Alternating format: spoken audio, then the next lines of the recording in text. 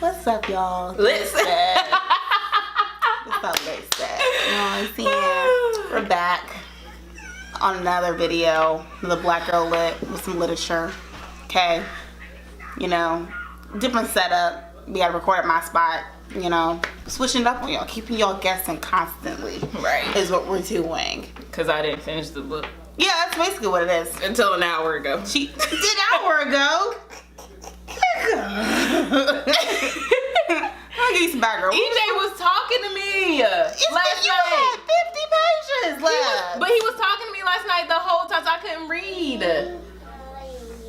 We're here with another Black Girl Lit video because we lit with literature. Okay. So we read an adult book. Adult literature. Right. The Awesome Girl's Guide to Dating Extraordinary Men by Ernessa T. Carter. It took me forever to read this book. Ever. So we're going to talk about the author. Like I said, her name is Ernessa T. Carter. She worked as an ESL teacher in Japan, a music journalist in Pittsburgh, a payroll administrator in Burbank, and a radio writer for American Top 40 with Ryan Seacrest. She's also a retired LA Derby doll. Oh, so she did the roller derby. Yes. That's legit. And she also wrote another book called 32 Candles. Yes. And I think she has one coming out this year. I can't remember the name of it. I didn't write it down. But yeah, that's Ernessa. She's black. Ernessa, she's black. And she made Black Girl Lit books. So it's come to find out 32 Candles, which was one of her previous books, is technically like a prequel to The Awesome Girl's Guide to Dating Extraordinary Men. It focuses on one of the other main characters in the book. So yeah.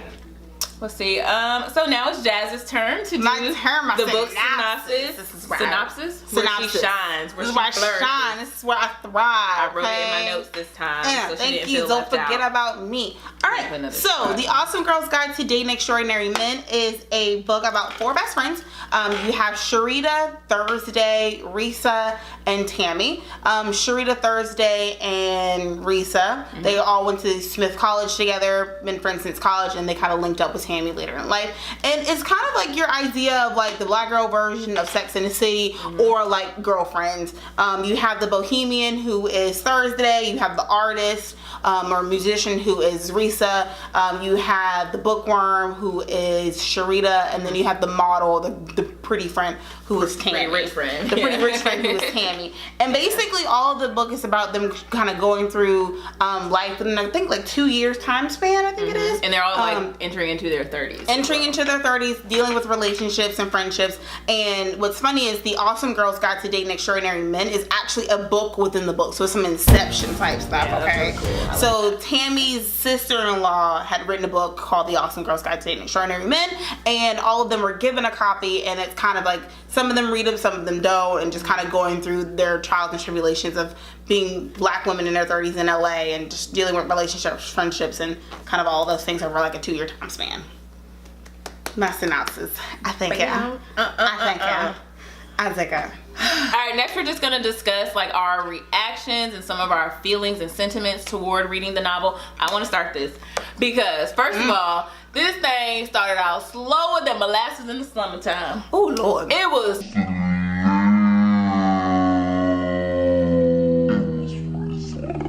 I was like, it was really slow.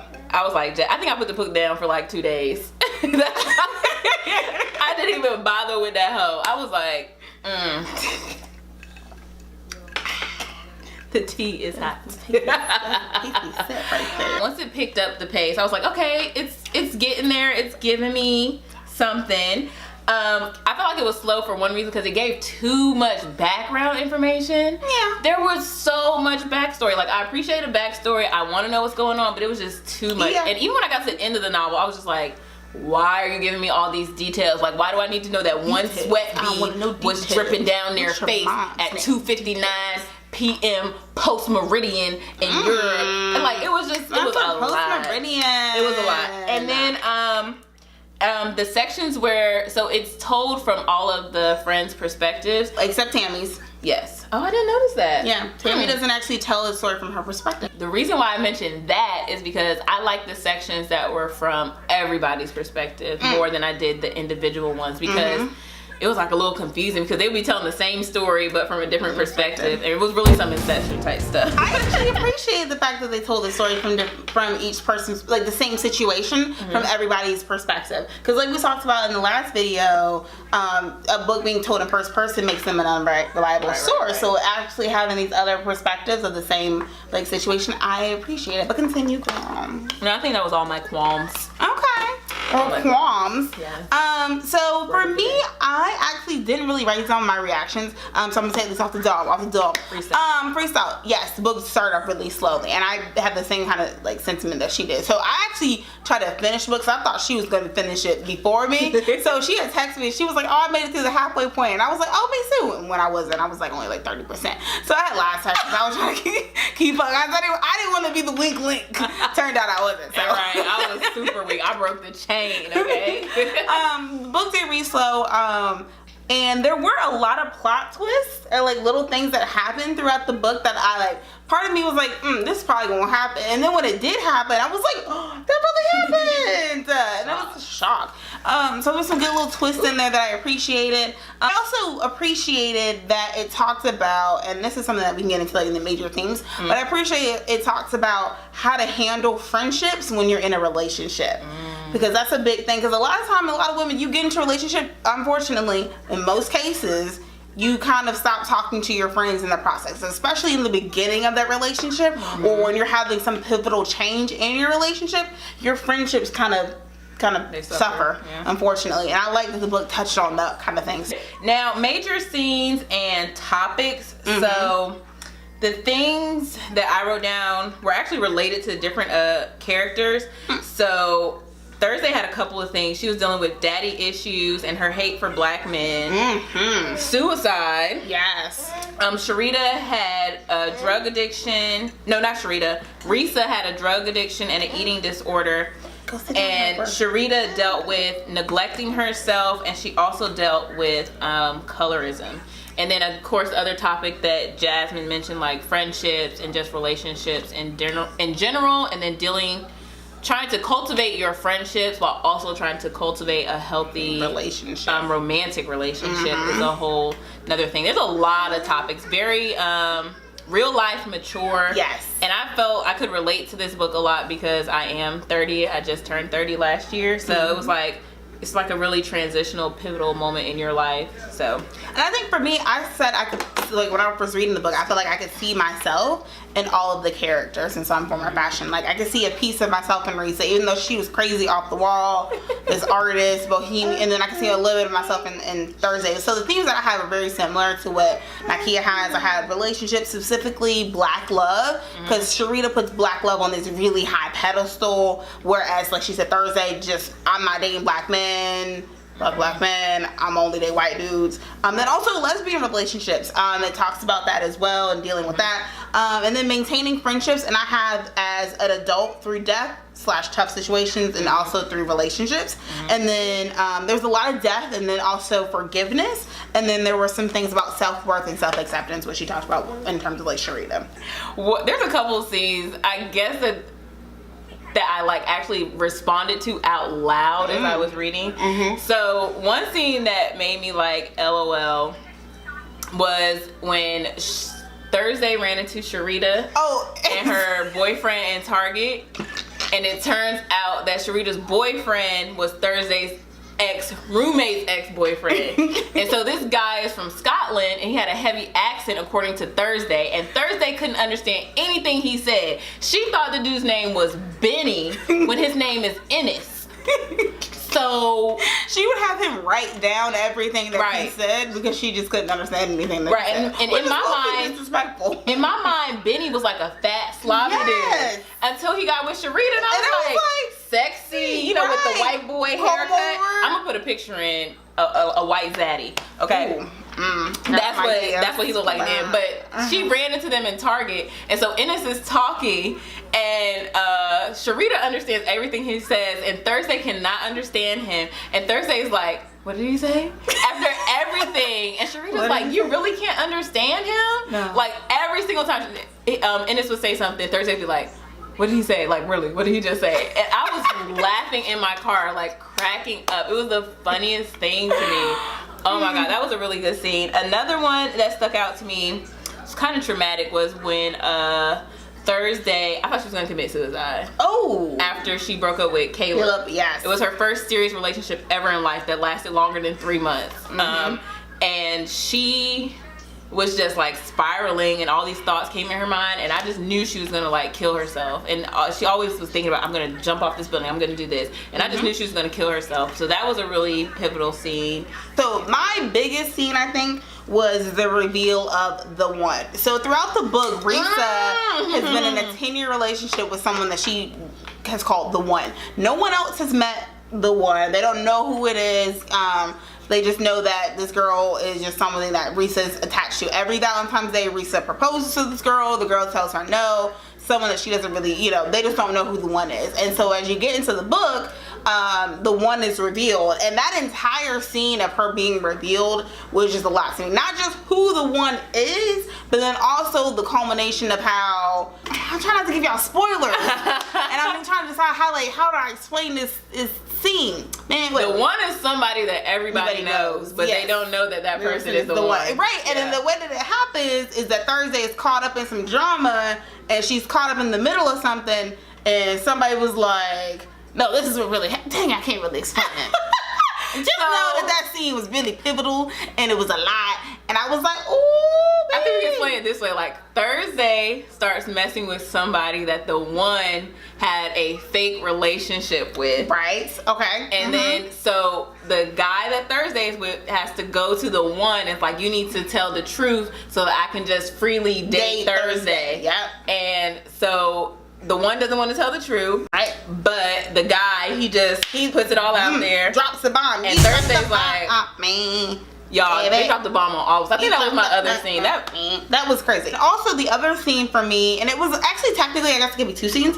It was Thursday's dream. So the book starts off with Thursday telling her friends about how she has this dream about how she is in a farmer's market, and she runs up to a man and says, okay, I'll marry you.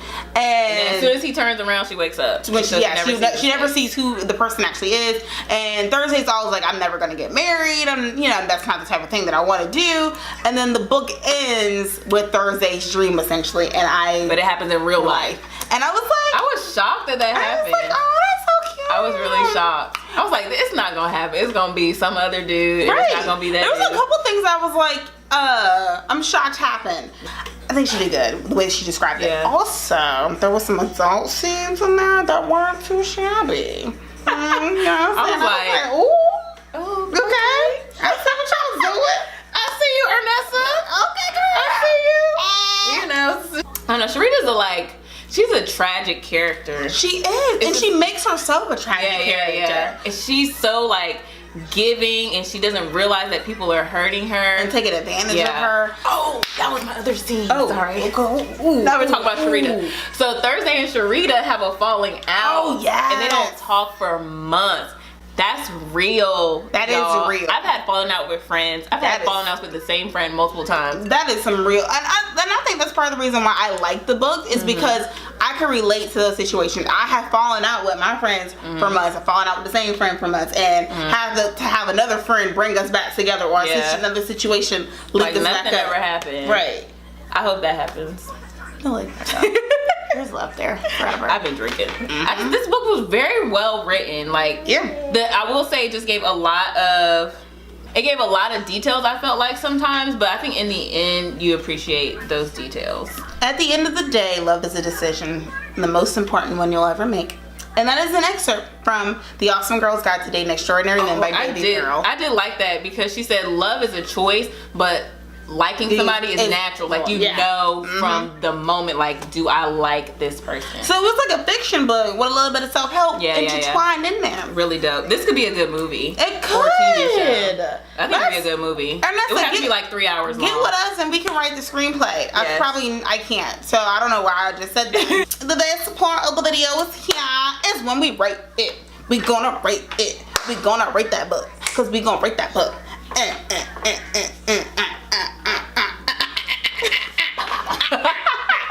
We have sober, which we're not at all. Have we had a sober book yet? No. That's good. That's a good thing. Yay. right. So sober is just whack. Buzz. Tipsy. No, it's Buzz. Then Oh, she always forgets Buzz because this is never a Buzz. She goes straight from sober to tipsy to lit. She is never Buzz. And then we have Buzz, which, you know, feeling good. You start perspiring a little bit, getting a little hot, and your lips start tingling. So you feeling good. Then tipsy. And, you know, just start getting loose. All in the shoulder. Get loose as a goose. Get loose. You know? And then tipsy, you just... Tipsy is just out of this world, top notch. Bam, bam, bam. Lit is out of this world. Oh, dang it. See, this is what happens when she gets tipsy, man. She can't even keep it. I'm just gonna stop talking. Yeah, okay, so it's sober, Buzz, tipsy, lit. Okay. All right, so you all might be surprised by my rating for this book. But it's lit. It's lit. Like, it's a real book, and I like the fact that Jazz mentioned it's kind of like self-help interwoven with a novel, so you're getting self-help advice without it being explicitly given to you. It's real life situations, and I feel like it had a lot of, the characters had to do a lot of things. They had to change, like their ideals, their thinking. They just totally had to shift their mindsets and shift their lives, and I think that's important. When I was going into my 30s, like, I knew that it was going to be a very pivotal year for me. And when we went to Mexico, Dave's sister Angela told me, was like, you know, you just feel like more confident, like you're more assured in yourself, and you have less time like for the BS. And I think that that's what this book is talking about. And I like the fact that it highlighted black female friendships, because you don't get to see a lot of that. You see a lot of, you know, on TV and social media, a lot of cattiness with black females, but it was very positive black female friendships, and it shows you the actual trials and tribulations in black female friendships that you go through. So you will fall out with your friends. You'll be mad at them. You'll be upset with them. You may curse them out. Stuff is going to happen, but at the end of the day, like, we have to, as black women, come together and be together and cultivate those relationships just the same way as we would cultivate a romantic relationship. So this book was just, I'm sorry I got deep on y'all for a second, but this book was lit on all fronts. It was really good. So I actually agree. I do think this book is lit. It's a lit book. It's lit, it's lit, it's lit. So, not a lit tipsy. Not lit tipsy, but an actual full lit. Yeah. Okay, and the reason why I think it was full were the exact same reasons that Nikea has. It's just something that I could truly relate to. And I felt really happy about the book, and I was really happy with the ending and how everything turned out for everybody. I'm just mad that it ended like in a flashback. Yeah, that was weird. I thought it was gonna flash forward a couple of years looking at how everybody was doing. But no, it ain't with a flashback. That's how they met. But which is cool, but still.